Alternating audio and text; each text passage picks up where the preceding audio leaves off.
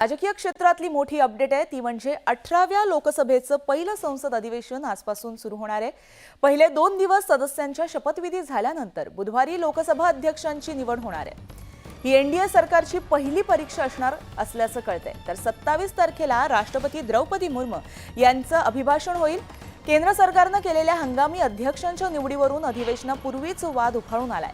त्यातच लोकसभेमध्ये विरोधकांचं संख्याबळ अधिकच्या 2 कार्यकाळापेक्षा अधिक असल्यामुळे सरकारची कसोटी लागणार असल्याचं कळतंय। सरकारने हंगामी अध्यक्ष म्हणून भाजपचे वरिष्ठ सदस्य भूर्तहीर महताब यांची निवड केली आहे।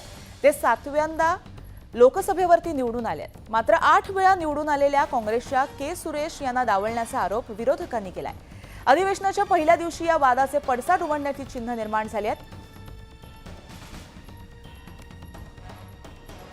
तर याबाबत आपण अधिक अपडेट जाणून घेऊ आमचे प्रतिनिधी प्रशांत लीला रामदास यांच्याकडून। Prashant, good morning. आज महत्त्वाचा दिवस आहे, पावसाळी अधिवेशनाला सुरुवात होणार आहे।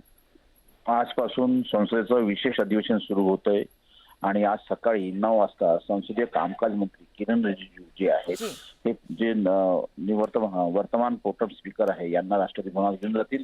भर्तृहरी मेहताब यांना राष्ट्रपती प्रोटेम स्पीकरची शपथ देतील।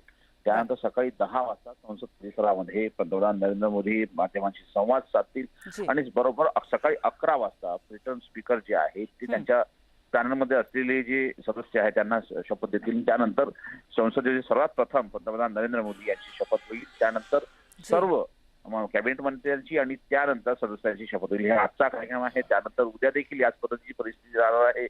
त्यानंतर निवडणूक होईल लोकसभा अध्यक्षांची आणि त्यानंतर जर बघितलं तर राष्ट्रपती द्रौपदी मुर्मू जे आहे ह्या दोन्ही सभागृहाला संसदेच्या दोन्ही सभागृहाला संबोधित करतील। नक्कीच आजचा दिवस हा महत्त्वाचा आहे आणि संपूर्ण दिवसावरती आपलं लक्ष असेल। धन्यवाद तुम्ही दिलेल्या माहितीसाठी।